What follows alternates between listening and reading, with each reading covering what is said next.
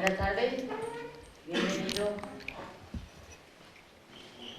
Hoy terminamos con el primer tramo de este ciclo cultural que se ha organizado, que empezaba el jueves, quedando inaugurada la exposición.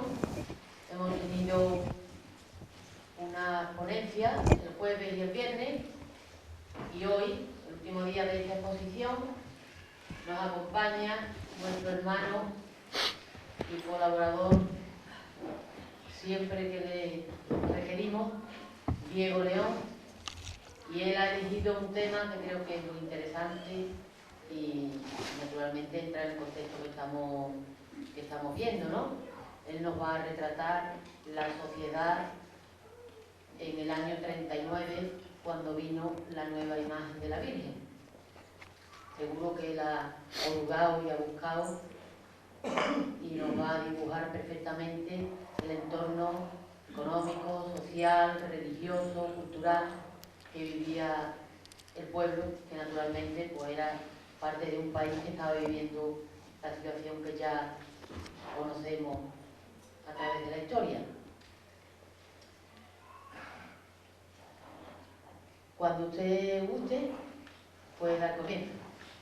Muy bien, pues buenas tardes a todos, agradecer la presencia de todos aquí de entrada, y también agradecer al grupo joven que haya y a la Junta de Gobierno que haya contado conmigo para estas jornadas culturales, ¿no?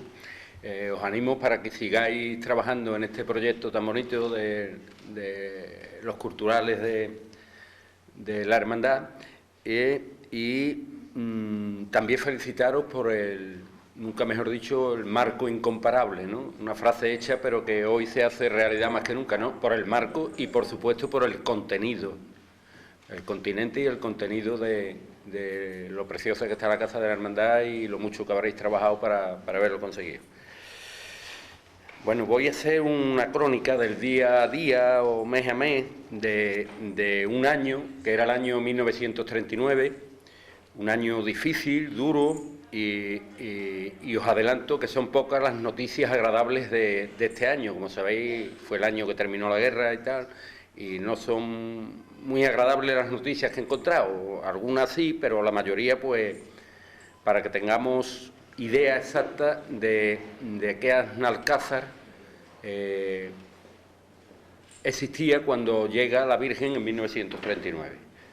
Bueno, pues comienzo. Quiero dedicar a este trabajo, realizado con toda rigurosidad histórica, pues detrás de cada fecha o nombre está el aval de un documento a todos los jóvenes presentes y no tan jóvenes, para que aprecien lo que hoy tenemos y lo mucho que nuestros mayores y antepasados tuvieron que soportar no hace tanto tiempo. Nos encontramos en una de las épocas. Voy a esperar que tomen asiento la gente y eso, y sí. Nos encontramos en una de las épocas más trascendentes y significativas de la historia de España, como fue el año 1939, el año en que oficialmente finalizó la Guerra Civil, concretamente el 1 de abril, la peor pesadilla que jamás pudo imaginar el pueblo español. 7 años habían transcurrido desde la desaparición de la imagen de Nuestra Señora de las Angustias y de los demás titulares de nuestra hermandad. Aznalcázar era un pueblo de 2.300 habitantes, que al igual que el resto de los pueblos españoles, estaba sumido en una gran tristeza y depresión por los sucesos ocurridos durante la citada guerra. Existía un miedo colectivo, un miedo que se adueñó de las conciencias de la gente.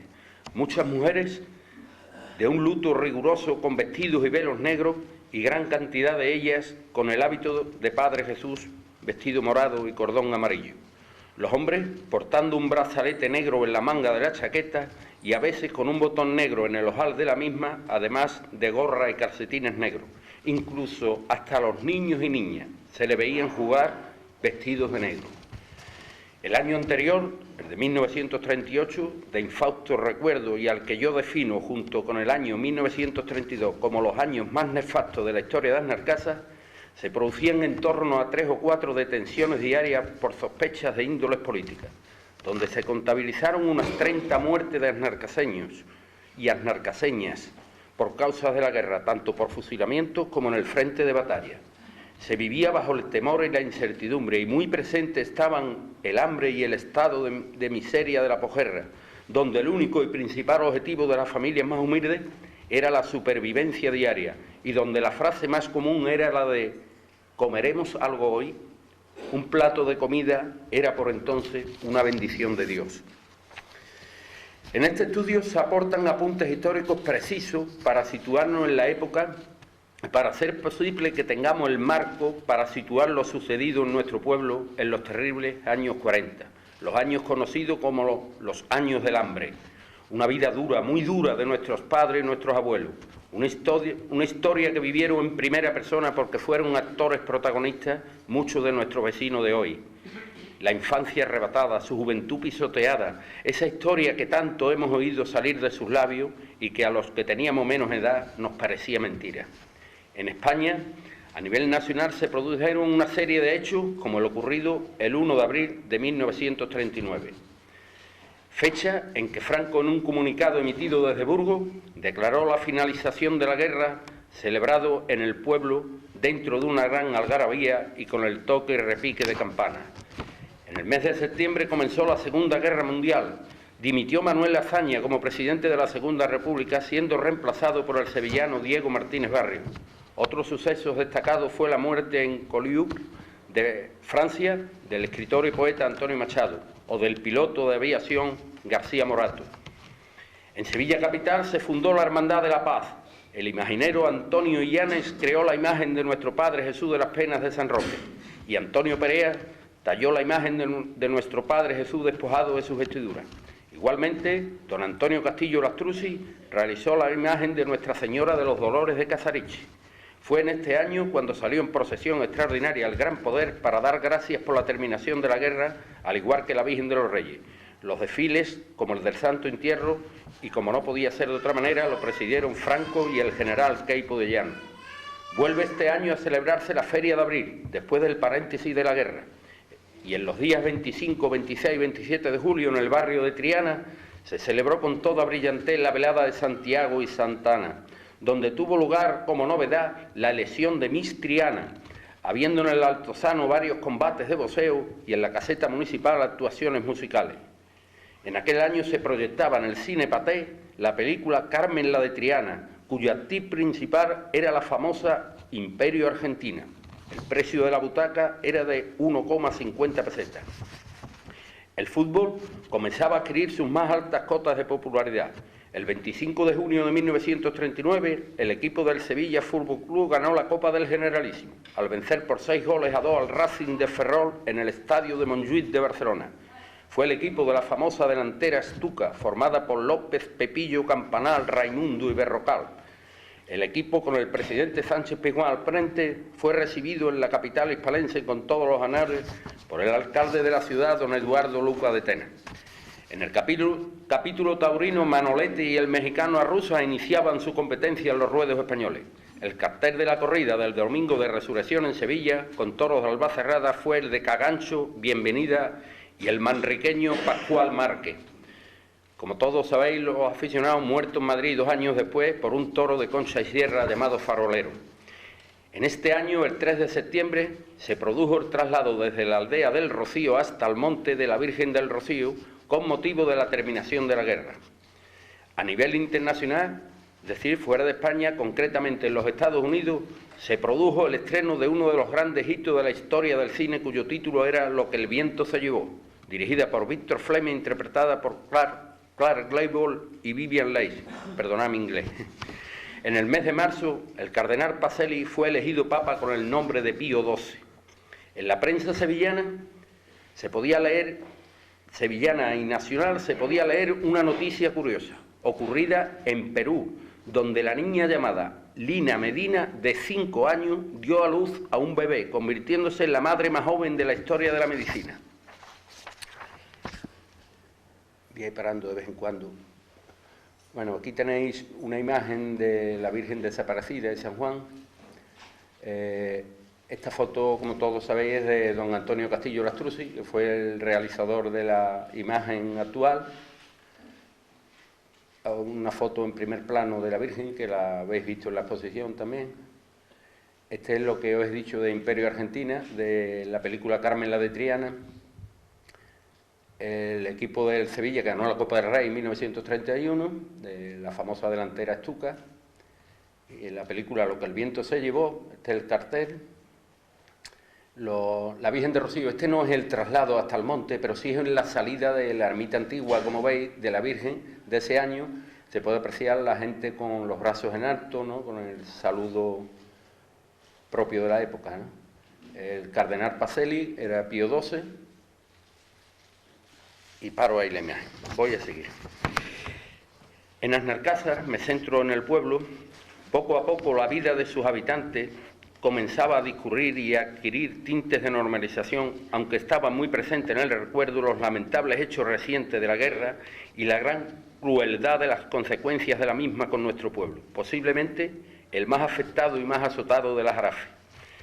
En el capítulo de pequeños sucesos y anécdotas destacamos la siguiente. En el mes de enero del año al que nos referimos, el cabo comandante del puesto de la Guardia Civil de Asnalcázar, don Casimiro Romero, comunicó al alcalde que el niño Juan Sánchez, de 10 años de edad, residente en la calle de la Iglesia, hoy Ramón y Cajal, y popularmente conocida como la calle de los Muros, había entregado en el cuartel una peseta que se halló en la vía pública, la cual fue enviada al ayuntamiento para que fuese destinada a fines benéficos.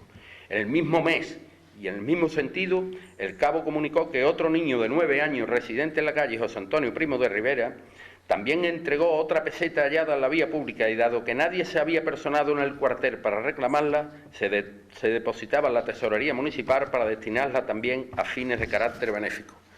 Pero no acabaron aquí los hallazgos de dinero, pues el vecino Melchor García se personó en el cuartel manifestando que su hija Juana había hallado en plena calle 3 pesetas y que las entregaba por si alguien las reclamaba. Pasado un tiempo sin que existiese reclamaciones, nuevamente el cabo de la Guardia Civil la depositó en el ayuntamiento para los mismos fines que las anteriores. En la finca de Esquivel falleció María López García, a la edad de 64 años, era natural de Pila. Hasta el lugar se desplazaron 2 miembros de la Guardia Civil y el médico y juez municipal, don José María Monsalve, en un camión propiedad de Santiago Rodríguez, al que le abonaron la cantidad de 50 pesetas por su servicio del traslado del cadáver hasta el cementerio de San Felipe, y a la que no hubo necesidad de practicar la autopsia al manifestar el médico que había fallecido de muerte natural por un ataque al corazón. Uno de los sucesos que más conmovió al pueblo fue el fallecimiento de la niña de 5 años, Eusebia González Medina, en la carretera llamada por entonces José Antonio Primo de Rivera. La niña era hermana de Eusebia, la madre de Manolito Benzán, para que nos entendamos, que se llama Eusebia porque no había nacido cuando murió la niña. La citada niña fue aplastada por un camión de viajeros a las 8 de la tarde del 4 de julio, falleciendo en el acto. Era hija de Manuel González Román, Eusebia Medino Pelayo. Fue un golpe de verdadera mala suerte, dado que el tráfico en aquellos años era muy escaso. Según las fuentes orales, todo se debió a una imprudencia por los niños y niñas que jugaban en la plaza, corrían detrás de los pocos coches que pasaban como método de diversión. Incluso los más atrevidos se colgaban detrás de los coches de carga que pasaban a poca velocidad por la carretera. En el capítulo religioso, en el pueblo se vivía una confusa situación religiosa. Asnalcázar, como pueblo enormemente mariano, vuelve a acudir a la iglesia masivamente y recuperó sus devociones religiosas. Las visitas cada viernes a Padre Jesús eran numerosas. En mayo del 39 se produjo la anulación del matrimonio civil. El matrimonio canónico sería el único con validez legal. Al igual ocurrió con el divorcio, implantado durante la Segunda República. Se aplicó una censura estricta en las lecturas y espectáculos públicos como el cine o el teatro, suprimiendo obras por ser nocivas y peligrosas para los aspectos morales, patrióticos y religiosos. Se dictaron normas sobre los modelos de bañadores y el uso obligatorio del árbol no a la salida del agua. Hasta el baile llegó a estar mal visto y fueron muy fuertes las restricciones dictadas por el cardenal Segura contra el mismo por ser considerado incompatible con la moralidad pública. Mientras tanto, en Asnalcázar, el cura y el consistorio cursaron una invitación general a todos los vecinos para asistencia a los funerales organizados por la Iglesia por la feliz memoria de su santidad el Papa Pío XI, fallecido en el mes de febrero, rogándose la máxima afluencia a las exequias. En el mes siguiente se celebró una misa por el nombramiento del nuevo Papa Pío XII. En días posteriores, el párroco don Florentino Reynoso Daza envió un oficio al ayuntamiento invitando a la corporación a un Te Deum en acción de gracia por la liberación de Barcelona, que se celebró en la capilla de nuestro Padre Jesús. Fue en el año 1939 el primero de la celebración de la romería de Torres en honor de la Virgen del Amparo. El cura don Florentino invitó a la corporación para asistencia el 18 de mayo a la misa que se celebró en el Cortijo de Torres a las 10 de la mañana, para posteriormente realizar el traslado de la imagen de la Virgen del Amparo hasta el pueblo, y añadía al párroco, en su oficio de invitación, un matiz político propio de la fecha, haciendo el siguiente comentario: estos actos se celebrarán en conmemoración y celebración del Día de la Victoria y por nuestro caudillo. La romería de Torres, como era popularmente conocida, se celebró durante 8 años ininterrumpidos, es decir, hasta 1947. Voy a pasar otra foto. Joaquín, ¿qué le ha pasado a esto?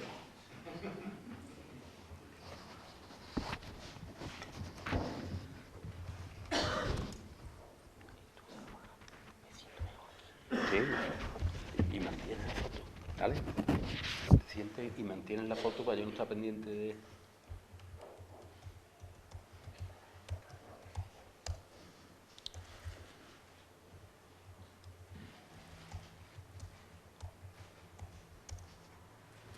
Bueno, ahí tenemos una foto de don Florentino, del cura, que ya he hablado varias veces de él y seguiré hablando.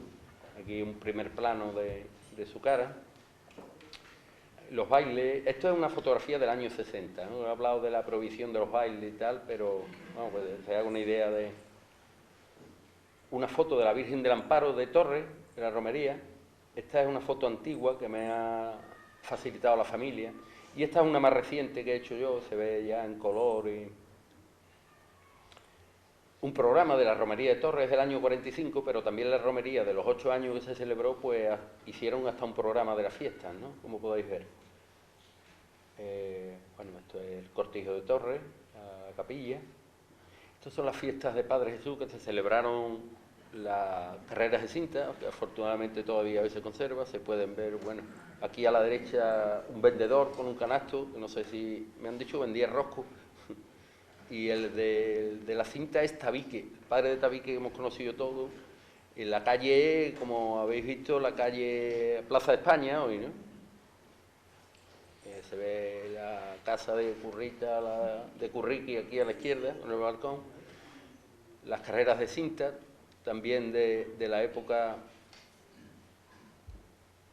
bueno, la capilla antigua, con Ricardo el Carrano con un carrillo, supongo que iría, se ve la barbería de Juanito o del tío Juan, se ve delante de la capilla. Bueno, continúo con el capítulo religioso. Las relaciones del sacerdote y la corporación eran estrechas y llenas de cordialidad después de un periodo convulso en los temas religiosos, donde había predominado en una parte de la población un acusado anticlericalismo. La concordia citada hizo que la corporación, a propuesta del arzobispado, acordara subvencionar al cura con 20 pesetas mensuales para su manutención. Sin embargo, el sacerdote de claras ideas conservadoras en lo político fue una figura muy discutida y polémica, en la que su comportamiento estaba muy en entredicho y cuestionado por una gran parte de la población, debido a que se le acusaba de haber adoptado posturas partidistas en favor de una opción política determinada, enfrentándose públicamente a la República. En cambio, y desde la perspectiva que da el tiempo, yo pienso, una vez reflexionado y habiendo analizado el tema, que las buenas relaciones entre el cura y el alcalde fueron fundamentales para todo el proceso de reconstrucción de la iglesia de San Pablo, hasta el punto que el ayuntamiento realizó una corta de pinos extraordinaria, cuyos beneficios se destinaron al pago de las obras de reconstrucción del templo. También en los archivos hemos hallado una invitación del sacerdote dirigida a la corporación para asistencia a la misa y procesión del Corpus, el cual no se celebró en los años de la República. Igual ocurrió con las fiestas en honor de nuestro Padre Jesús del Socorro, para la que el ayuntamiento aportó la cantidad de 100 pesetas a la comisión organizadora.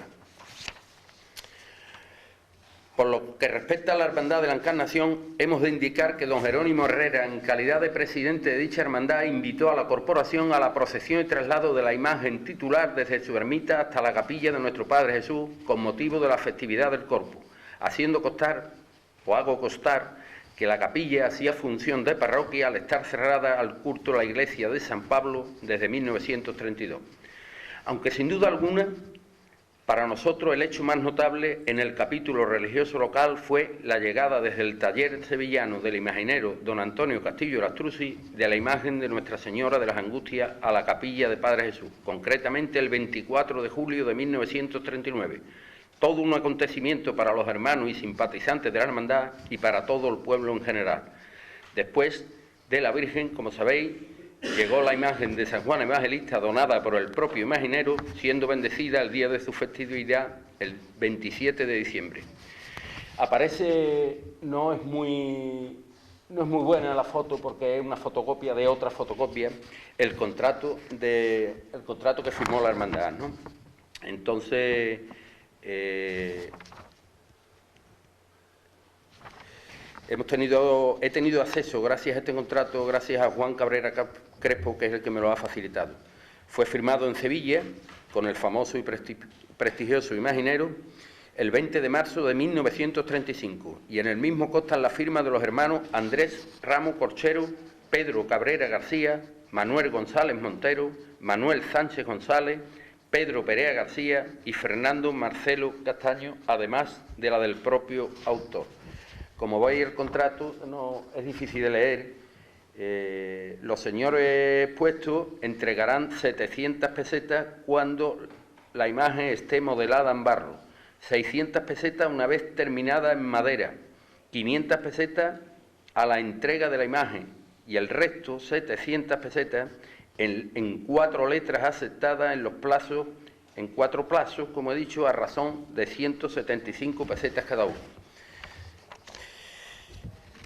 Como sabéis, 5 años más tarde, en el año 44, Castillo entregó la imagen del apóstol Santiago y en 1948 llegó el Santísimo Cristo del Buen Fin. Las imágenes permanecen en la capilla hasta el 29 de junio de 1945, en que fueron trasladadas a la iglesia parroquial, es decir, un día antes de la reinauguración oficial del templo, después de 13 años cerrado al culto. Esta estampa se repartió el día que se reinauguró la iglesia, el 30 de junio del 45, como recuerdo el dorso, lo leemos aquí, el piadoso recuerdo de la bendición de inauguración de la iglesia parroquial, 30 de junio del 45, ocupando la gloriosa sede del hispanense el cardenal Segura, siendo párroco don Florentino Reynoso. Esta estampa la repartieron como recuerdo en la primera misa que se hizo el 30 de junio. Y pasamos a los cargos públicos. El 2 de febrero del 39 se constituyó la nueva comisión gestora que regiría el ayuntamiento, estando compuesta por vecinos, simpatizantes de la Falange y otros de ellos que habían pertenecido a la SEDA, el partido de Gil Robles. El alcalde fue don Ángel Montesirín González, que sustituyó a Pedro Monsalve Rodríguez, Perico Monsalve, el teniente de alcalde Manuel Mora Moreno, y los concejales don Justo Navarro Jurado, padre de Justo, don Diego León Repiso, mi abuelo, Pedro García García, abuelo de Pedri, conocemos como Pedri, José Rodríguez Lara, Pepe Pandero y don José Perea Camargo. El jefe de Falange era don Bartolomé Martín Ramírez, famoso Bartolo, dueño del cine y de la farmacia, y el subjefe, don Agustín Alberti. Estas personas, las nuevas autoridades, trataron de reorganizar la vida municipal de acuerdo con los nuevos esquemas que los vencedores habían establecido. El principal problema era la falta de trabajo de los jornaleros del campo. Este ayuntamiento fue el que construyó, por orden del gobernador civil, la primera Cruz de los Caídos, la cual no podía pasar desapercibida, debiendo convertirse en referencia obligada del paisaje urbano, y se aconsejaba que estuviese en el corazón del pueblo. Por ello se ubicó en la explanada que había delante de la capilla de nuestro Padre Jesús, llamada por entonces Plaza de los Héroes de Toledo. Un lugar lo suficientemente amplio y apto para las concentraciones del día 18 de julio y las celebraciones anuales del 20 de noviembre en honor de José Antonio, el fundador de la Falange. Aunque no hemos hallado documentos gráficos, sí nos han llegado referencias que se trataba de una cruz de madera sobre un pedestal con el escudo del movimiento, aunque no constaban nombres algunos, tal y como ocurría en otras localidades. El paso del tiempo y la falta de conservación hicieron que el monumento se deteriorase y el 30 de septiembre de 1955, siendo alcalde don Tomás González Monsalve, se construyó una nueva en la plaza del Capitán Cortés, la plaza de la iglesia hoy. Este es el cardenal Segura, vino a la reinauguración de la iglesia. El alcalde nombrado en aquel año, don Ángel Montesirín. La Cruz de los Caídos antigua que ya se construye en la plaza del cuartel en el año 1955, hoy no está así. Esta foto. Este es el trazado de la cruz que os he enseñado antes. Aparece en la foto Antonio Salado Sánchez, el padre, Antonio Salado González, el marido de Celedonia, el que está sentado en la silla es Esteban, el de los Molinos, y la niña que aparece agachada es Manuela, que la conocemos como la primita. El otro es un arquitecto del ayuntamiento que había por entonces y están trazando la nueva construcción de la segunda Cruz de los Caídos. Por otro lado, y al objeto de paliar en parte el enorme problema del paro existente, como hemos indicado anteriormente, desde el ayuntamiento se fomentaba a los agricultores el cultivo del tabaco, al necesitar el mismo mucha mano de obra. Incluso se cedían terrenos de propiedad municipal para que se construyesen secaderos, como el que vemos. Los jornales de los pocos que trabajaban oscilaban de la siguiente forma. Un oficial albañil ganaba 10 pesetas y un peón 7. Un oficial herrero 10 pesetas y su aprendiz 4, y un oficial de carpintería 9 pesetas. Un jornalero del campo percibía por su jornada laboral durante casi todo el día unas 7 pesetas aproximadamente. En otro orden de cosas y de acontecimientos de aquel año, al estar vacantes los cargos de juez y fiscal municipal del ayuntamiento, propone a los siguientes vecinos para la ocupación de los citados cargos. Como juez propone a Agustín Díaz García, conocido como Agustín el Charenero, como suplente a Juan Manfredi Vargas, Farfola, ¿no?, padre del escritor Domingo Manfredi y del capitán de la Guardia Civil Paco Manfredi, y como fiscales a Juan García y como suplente Ramón González. La toma de posesión se llevaría a efecto una vez que todos presentasen una certificación de conducta antes y después de la guerra, su conceptuación religiosa y su forma de proceder en su vida pública y privada, además de un documento de adhesión al movimiento expedido por el alcalde, el jefe local de la Falange y el cura párroco. Me han llamado la atención dos de estos informes, negativos por supuesto, a los que he tenido acceso, sobre unos vecinos que optaban al cargo de vigilantes de los pinares y los cuales nos dan una idea exacta de cómo eran la redacción de los mismos. El primero de ellos decía: aunque siempre votó a la derecha, es aficionado al hurto de frutos del campo, ingiere bebidas alcohólicas, llegando a la embriaguez casi a diario, descuidando sus obligaciones de su familia. Y el segundo recogía: como político militó en el Partido Socialista, asiste poco a los actos religiosos, es aficionado a la bebida y las cartas y hace vida marital con una mujer también aficionada a la bebida. Ambos son inmorales y dejan mucho que desear en su conducta. Es muy hablador y le gusta llevar la contraria en todas las conversaciones. Estos informes eran obligatorios incluso para que las muchachas fueran aceptadas como sirvientas en Sevilla. Otro de los sucesos fue el que don Joaquín García Naudín, apodado Joaquín el Maestrito, dejó de prestar su servicio como ayudante de la Secretaría del Ayuntamiento y volvió a desempeñar el cargo de sereno. En el mes de mayo presenta su dimisión. Anteriormente había ocupado de forma provisional el cargo de alcalde y en 1944 el cargo de teniente de alcalde. El 1 de julio entró en vigor la Ley de Responsabilidades Políticas y de Incautación de Bienes, que afectó al alcalde republicano don Manuel Cuesta Delgado, conocido por todos como Paleta, al que le incautaron 10 vacas que poseía en banco y una casa en la calle Sevilla. Y también afectó a doña Francisca Cuesta Franco, conocida como La Paca, abuela de Alonso Balosa, a quien le incautaron su vivienda cita en la actual calle Ramón y Cajal, que después se utilizó como dispensario médico. Curiosamente, cuando se les aplicó a ambos la ley de responsabilidades, llevaban 3 años fallecidos. En el capítulo de la sanidad, muchas eran las enfermedades que azotaron el pueblo, como consecuencia de la falta de proteínas, calcio, azúcares y vitaminas. Don José María Monsalve, como médico, comunicó a la alcaldía que hasta el día 15 de abril del 39 se habían vacunado en el pueblo 86 adultos y 18 niños, lo que hacían un total de 104 personas. Esta campaña se efectuó como consecuencia de estar contaminadas las aguas de la Fuente Vieja y se prohibió su consumo hasta que viniesen al pueblo los señores del Instituto Provincial de Higiene para hacer un análisis de las mismas. Cuando se aproximaban los meses más calurosos, el ayuntamiento procedía al blanqueo y arreglo del centro antipalúdico, conocido como La Clínica, el cual estaba situado en la casa donde reside actualmente Angelita la de Fidel, de la calle Sevilla. Se consideraba muy beneficioso para la población en evitación de las enfermedades del paludismo y la fiebre tifoidea, producida por los mosquitos que en verano había en el río. El registro civil local nos aporta innumerables datos de muchos vecinos cuya causa de fallecimiento era el paludismo. Y como las desgracias nunca vienen solas, la falta de alimento vino acompañada de unos años fríos y secos que provocaron epidemias de fiebre palúdicas, tifus, tuberculosis y mucho piojo. Mucho tuvo que ver en esta situación el estado de las viviendas ochosas que apenas reunían condiciones de habitabilidad. La falta de infraestructura era total, donde las calles de tierra eran verdaderos estercoleros, por donde corría el agua a cielo abierto, buscando las grandes cárcavas de la calle Baño y la calle Bejarano Altamirano, y por donde a diario transitaba el ganado vacuno, cabrío y de cerda. El agua que se consumía era la procedente de los pozos, sin que existiese ningún control sanitario. Los corrales servían de retretes para hacer las necesidades básicas. No existían los cuartos de baño, aunque a los jóvenes presentes les cueste trabajo creerlo. En fin, unas condiciones de vida inimaginables por las generaciones actuales. Resumiendo, los médicos no podían recetar pan, que era lo que realmente se necesitaba, por lo que el raquitismo y la mortalidad infantil eran muy altos.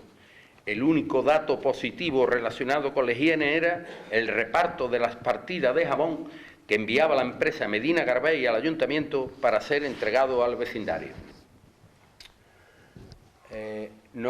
Esta foto es para los jóvenes que tengan idea de cómo eran los pozos. Este pozo es un pozo del barrio Mate, pozo público para todos los vecinos, pero esto lo había en las casas particulares en cada uno, ¿no? Cada uno con su cuerda para sacar agua y tal. He traído esto para que se tenga una idea de cómo este pozo estaba en la calle, no había agua corriente, lógicamente. Esto no sé si decir un elemento de tortura. Así es como las mujeres pues lavaban sus corrales, con el lebrillo, el refregador de madera, porque esta mujer está muy sonriente. Este es el capítulo de la enseñanza que ahora entraré. Se utilizaron métodos curativos increíbles. Los niños con tos eran llevados a beber a los abrevaderos y pilones donde lo hacía el ganado, pues existía la leyenda que este remedio era muy eficaz. Existían las llamadas boqueras, una especie de herida en las comisuras de los labios que a veces eran tratados con rozamientos sobre las mismas con la soga de sacar el agua del pozo. También se utilizaba el agua de grama o de verdolaga y mojar aceite en una horquilla que se introducía por el ano para las lombrices y otros brebajes similares, como los famosos purgantes. Era costumbre muy habitual utilizar la sanguijuela para extraer la sangre infectada de las heridas o reducir los hematomas. En el capítulo de la enseñanza, decir que el 80% de los vecinos del pueblo eran analfabetos y no sabían ni leer ni escribir. En el pueblo existían dos escuelas unitarias, una de niños y otra de niñas. La de niñas en la actual calle Cruce, en la casa que hoy es de Juana la de Felipe, cuyas maestras eran Dolores Díaz Herrera y doña Ana Fernández García. Las edades de los escolares oscilaban entre los 6 y los 12 años. A medida que avanzaba la edad, iban desapareciendo los niños y niñas de las clases, ya que la mayoría tenían que continuar sus estudios en la escuela de la vida, detrás de una piara de cochino, guardando cabras o guiando una yunta de mulos. Dependía de la época de trabajo en el campo que el número de alumnos fuera mayor o menor, mientras que en la época de poco trabajo o largos temporales, las escuelas llegaban a tener una ratio de 40 alumnos y alumnas, donde los mayores eran los que dominaban la lectura, la escritura y las 4 reglas. Desde 1938, una de las escuelas de niños se ubicó en la calle Bejarano Altamirano. Los dos maestros eran Ángel Montesirín, era el alcalde, y don Francisco Báez. El primero de ellos ejerció como alcalde y el segundo, en el año 1939, ocupaba el cargo de secretario de la Junta Local del Subsidio al Combatiente, en el que se pagaban 40 pesetas a los soldados licenciados que regresaban al pueblo. Como todos sabemos, don Francisco posee una calle en su honor, concretamente donde estuvo enclavada la escuela, donde ejercía la actual vivienda del médico José María Tortosa. La corporación, consciente de la importancia que la educación tenía y debido al abandono que las escuelas padecían, realizó un enorme esfuerzo para el equipamiento de las mismas y mandó a construir 17 pupitres bipersonales para la escuela de las niñas y 20 para la de los niños, los cuales, por cierto, acudían a la misma pelados al cero para evitar la propagación de piojos, hecho muy habitual de la época. Esta es una banca bipersonal. Aquí era la estructura de la escuela, era por ley así, o sea, si observáis el crucifijo en el centro, a la derecha la foto de Franco, a la izquierda la foto de José Antonio y la clásica mesa del maestro con la pizarra. Aquí, esta foto es la de la escuela de niñas que estaba, como he dicho, en la escuela de Juana la de Felipe. La maestra es doña Lola, a ver, puedo manejar, a ver si... Doña Lola, que está en el centro, y me han dicho los nombres de algunas niñas, ¿no? Juana la de Curro, por ejemplo, aparecerá ahí con 5 o 6 años, por que tengáis una idea de las niñas que después no he conocido más, ni la gente que le preguntaba han sabido decirme algunas más, ¿no? Sería una festividad o algo, pues se aprecian las niñas con unas flores blancas en la cabeza, alguna de ellas, todas vestidas de blanco. Y esta foto también vemos a don Francisco Báez en el centro y algunos niños, algunos están aquí presentes, ¿eh? Por ejemplo, vamos a ver. Matías está aquí, no sé exactamente, creo que es donde está la flecha, ¿sí la veis? Creo que es Matías Montero, está por aquí Matías, creo, ¿no? Ese era, ¿no, Matías? Está, por ejemplo, otra persona que veo aquí también, esta persona, es Manuel Delgado Fuente, Manuelito el Colorado. El niño que está aquí en brazos es Manolo Mata. Este niño, por ejemplo, que veis aquí, es Joselito de Pedro. Me ha llamado la atención, pues, hablaba de cómo se pelaban los niños. Por ejemplo, observad que está totalmente pelado a rapa y al cero, con un flequillito, era un pelado muy habitual de la época. Este que estoy señalando es Emilio Castaño Balosa, que murió hace poco tiempo, hace un mes o por ahí, ¿no? Pues ese Emilio iba pelado así. No sé si conozco algunos más. Manolo Estanco está por aquí arriba, uno de los 3 estos de arriba. Creo que creo que Hace ya que me lo dijeron varios días y no... ¿Y quién más? Pues no sé, porque había muchos niños forasteros que venían de la estación al colegio, ¿no? El que tiene, también está aquí presente, lo he visto entrar con la mujer, y que lo voy a señalar ahora mismo, que tiene a Manolo el de Mata en brazos es José Evia. Está aquí presente.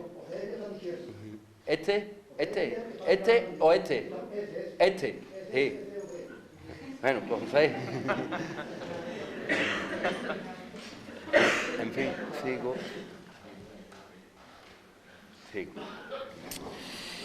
En cuanto al abastecimiento, terminada la guerra, los alimentos más básicos eran muy escasos, teniendo su mayor repercusión en las familias menos pudientes, que eran la mayoría, todo ello debido al sistema económico español llamado la autarquía, o lo que es lo mismo, el autoabastecimiento sin ayuda externa. A la orden del día estaban el extraperlo, el mercado negro y el contrabando, y comenzaron a funcionar las famosas cartillas de racionamiento para un mejor control y regulación de los alimentos, y duraron estas 13 años. Eran estas unos documentos individuales que daban derecho a recibir los productos que semanalmente suministraba la comisaría de Abasto. Estos productos que se entregaban eran pan, garbanzo, boniatos, aceite, bacalao, azúcar y tocino. Y en ocasiones alguna sorpresa, como el chocolate, arenque, membrillo o cebada tostada en sustitución del café. Rara vez se repartió carne, huevos o leche.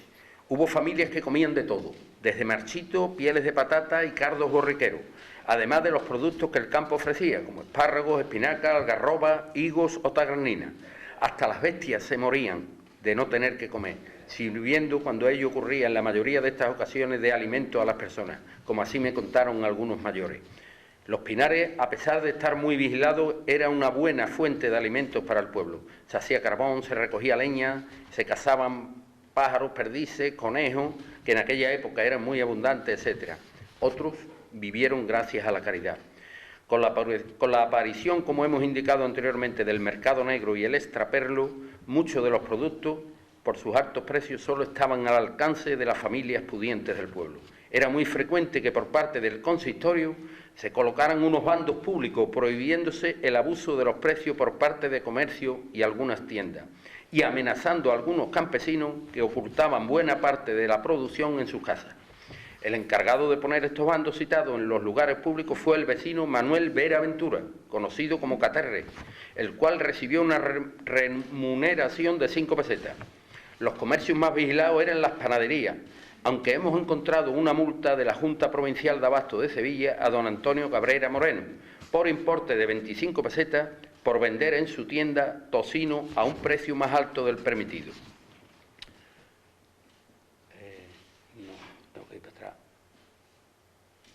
No sé dónde está. Creo que tenía por ahí una foto de una cartilla de racionamiento, pero no sabrá. La escasez de artículos también afectaba a las prendas de vestir, donde los pantalones, camisas y zapatos pasaban de un hermano a otro y donde era habitual ver a los hombres con los enormes y famosos remiendos y parches para ocultar los rotos, en los codos, en las rodillas y sobre todo en las nalgas. Me decía una persona mayor del pueblo que a él su madre le confeccionó un pantalón con tejido procedente de los costales, es decir, de aquellos sacos un poco menos vastos que servía para echar el grano. Teniendo en cuenta los documentos obrantes en el juzgado municipal, los robos en el campo eran continuos en épocas de cosecha. Se robaba aceituna, higo, bellota, algarroba, productos fáciles de llevar durante la noche, incluso cabezas de ganado.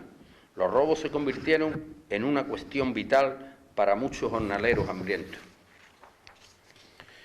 Costumbre muy extendida unos años después era la de engordar un cochino en el corral de la casa y que una vez alcanzaba un precio razonable era vendido a los carniceros locales, lo cual suponía una fuente de ingreso que remediaba en parte la maltrecha economía familiar.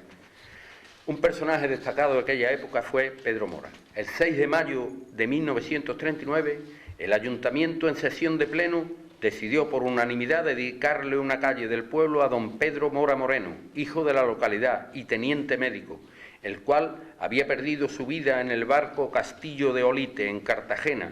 La calle escogida fue el tramo que iba desde la calle Queipo de Llano, hoy Juan Carlos I, hasta la calle General Varela, hoy Barrio Nuevo, la calle donde nos encontramos. Tenemos una vista de la calle, un día del Corpus, Pedro Mora, con el pueblo al frente, y sus perros, serán los baños, por ahí aproximadamente está tomada la foto. La placa que actualmente está en la casa de Matías. En esta casa nació Pedro Mora Moreno, teniente médico, que le fue condecorado con la Cruz Laureada de San Fernando. Este es el auxilio social que entró. El tema del auxilio social, el Liceo Andaluz de Madrid solicitó al Ayuntamiento una ayuda para las familias andaluzas que se encontraban en las más absolutas indigencias y que podía ser de víveres, ropa, medicamentos, reconstituyentes o en metálico, para remediar la situación. El texto que me he encontrado de forma literal decía: solicitamos vuestra ayuda por la situación caótica que las hordas rojas han producido en Madrid, un estado de cosas que han llevado a la población a un estado de verdadera miseria. En la vivienda contigua al ayuntamiento, el ayuntamiento antiguo de la Plaza del Cabildo, propiedad de la familia Vargas, se instaló un comedor social de la Beneficencia Municipal y la Acción Católica, y organizaban meriendas para niños y adultos. El ayuntamiento acordó suministrarle el agua necesaria, la cual se le hacía llegar mediante un tubo instalado de patio a patio. También existía el auxilio llamado el plato único o lunes sin postre. siendo el presidente Jerónimo Herrera. Consistía en señalar un día o dos al mes donde solo se comía, lógicamente afectaba a los más pudientes, un solo plato, y lo ahorrado se entregaba de limosna para ayudar a los más necesitados. Uno de los objetivos, aparte de paliar al hambre, era un intento de suprimir la mendicidad callejera. El auxilio social se mantenía con las aportaciones voluntarias de las familias más desahogadas económicamente y con colectas callejeras en huchas precintadas. Del mismo modo se solicitaba la colaboración de bares, tabernas y comercios. Suponemos que montar estas cuestaciones voluntarias obligatorias en una sociedad en su gran mayoría hambrienta no debía resultar muy rentable. Esta es la foto del auxilio social, donde se organizaban las meriendas. Esta es lo que os hablé antes de las cartillas de racionamiento, ¿no? Llevamos unos cupones por dentro y que cada familia la tenía para semanalmente ir a retirar los alimentos que le correspondían. El cambio en el nomenclato local. Según las actas capitulares municipales, en el año 39 aparecen los primeros nombres de las calles con personajes del régimen franquista. Estas calles habían cambiado de nombre en 1932 durante la Segunda República, con nombres y personajes asociados a la misma. Así, la Plaza de la Constitución, hoy la Plaza del Cabildo, adoptó el nombre de Plaza del General Franco. Hablo del año 39. La Plaza de España por Plaza Héroes de Toledo, la calle de la Fuente por calle Millán Astray, la calle de los Baños por Coronel Yagüe, la calle Nueva por General Sanjurjo, la calle Maestro Tomás González se llamó calle del 18 de julio, la calle Vidrio por calle Triunfo de la Falange Española, la calle Cruces General Mola, la calle Diezmo General Moscardó, la calle Marqués de Estella por la mal llamada actualmente calle del Arquillo. Esta calle es la que se llamó anteriormente calle de Santiago.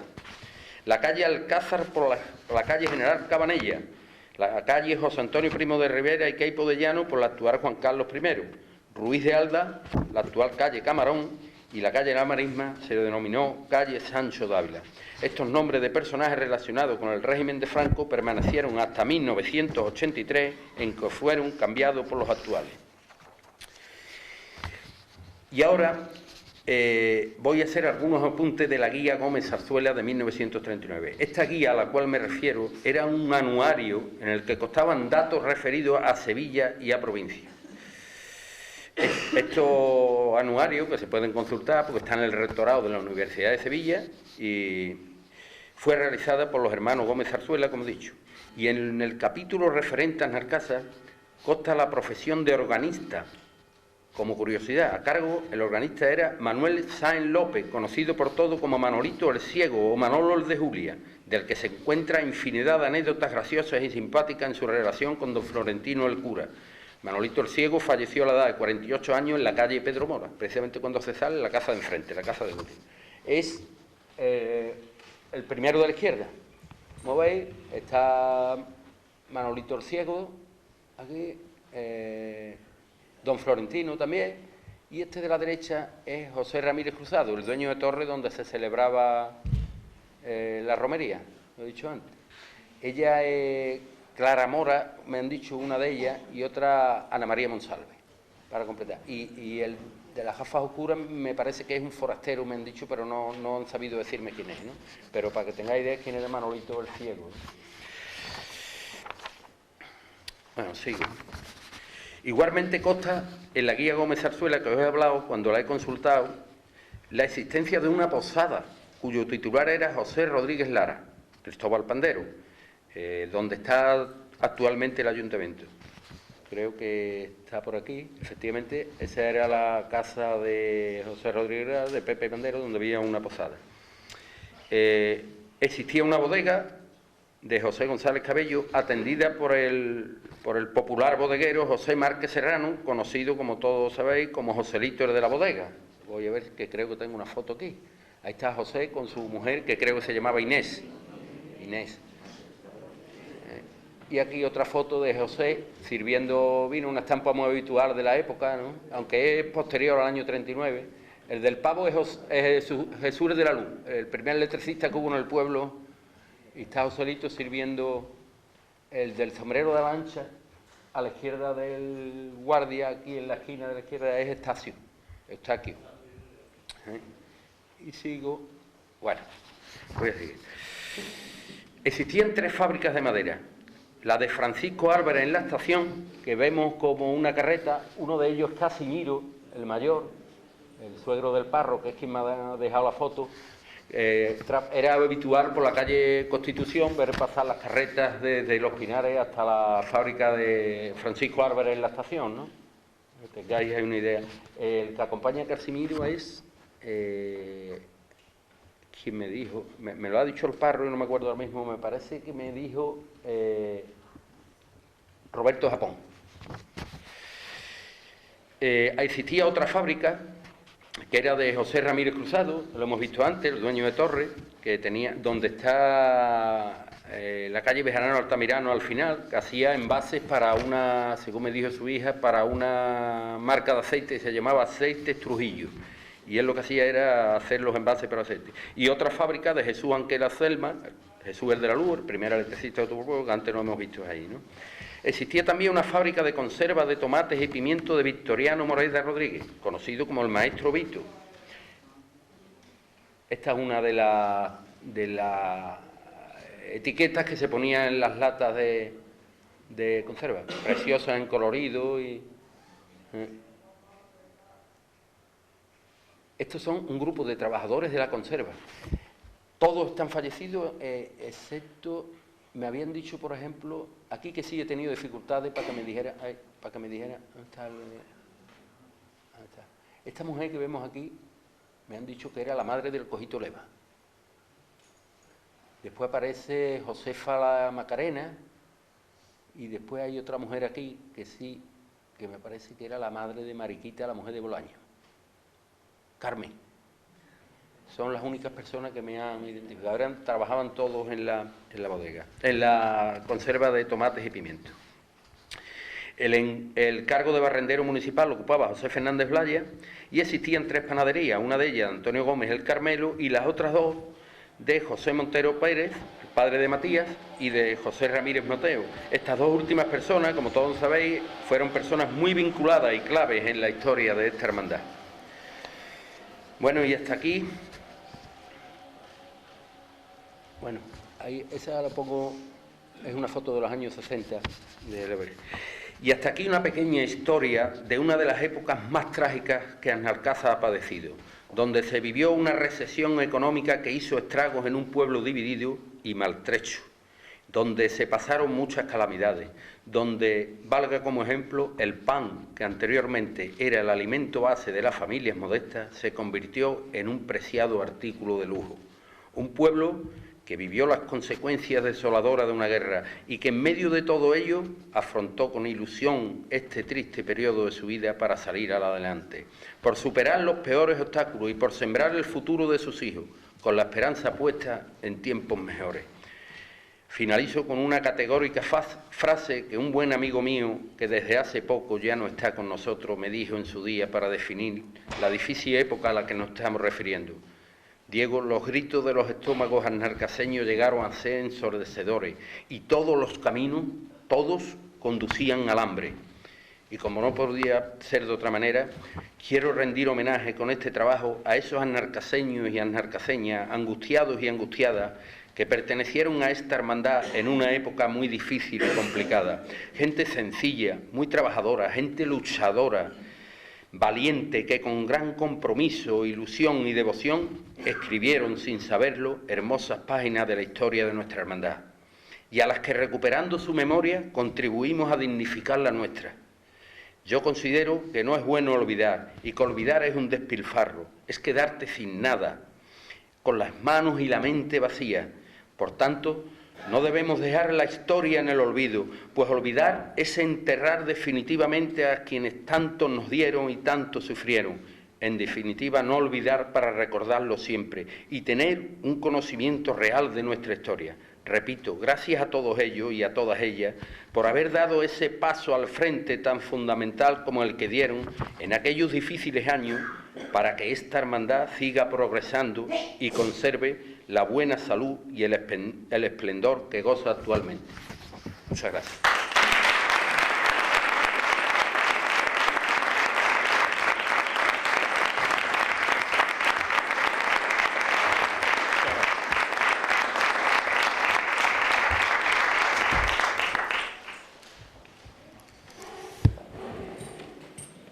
Bueno, pienso que Alcázar tiene un buen cronista y nos ha transportado a aquellos años que, como ha dicho Diego, qué difícil, qué gente más valiente, qué gente más angustiada, y conociendo la verdad de aquel momento tenemos que valorar todavía mucho más lo que tenemos hoy día.